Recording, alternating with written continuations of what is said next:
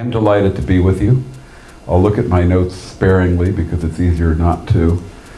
But I wanted to tell a little story to begin with, and I'll try to time this now. 40 years ago, there was a young man who was a graduate of Wheaton College and had finished 2 years at Trinity Evangelical Divinity School and was now finishing his seminary in the Presbyterian Church seminary known as McCormick Seminary. And this young man was approached by the spiritual chaplain of Wheaton College, who was his spiritual father, about the possibility of becoming, for his first Presbyterian charge, to take this pulpit called the First Hebrew Christian Church in Chicago.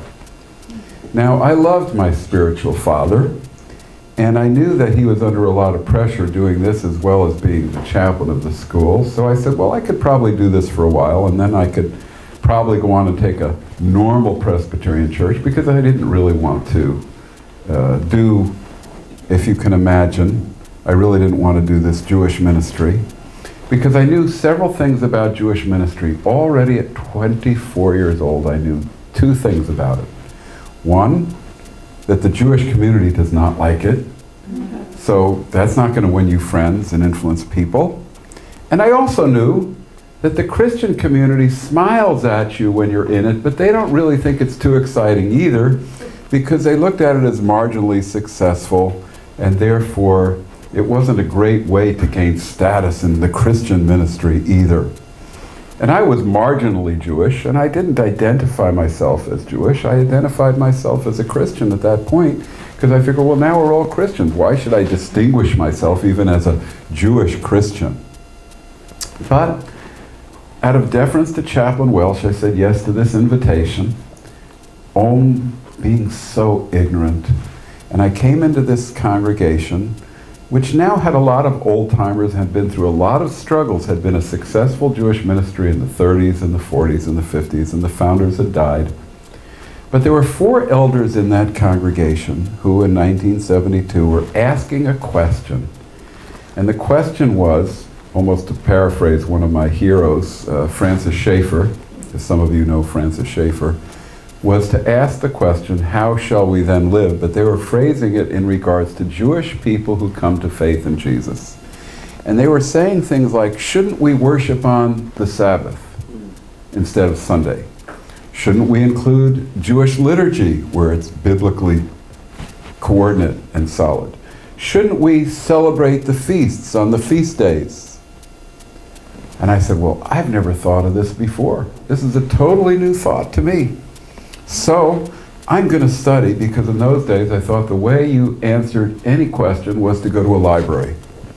And so in Chicago, you were in the library capital of the theological world. You could go to so many places, and I read everything I could on the issue of the identity of Jewish people who follow Yeshua, Jesus. And I discovered in 1972 that there is a discipline in academia called early Jewish Christianity.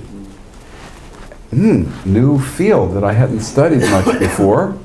I had a wonderful professor who wrote a book called The Christology of Early Jewish Christianity, Richard Longnecker at Trinity, but I had never studied this field of Jewish Christianity.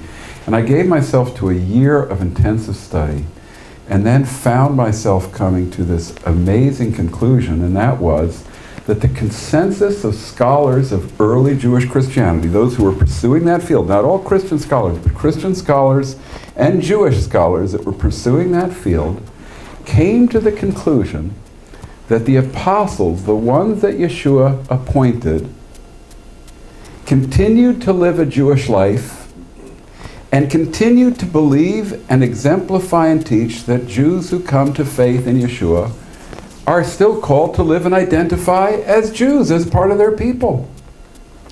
This was a shocking discovery for this marginally Jewish Presbyterian. And what was I to do?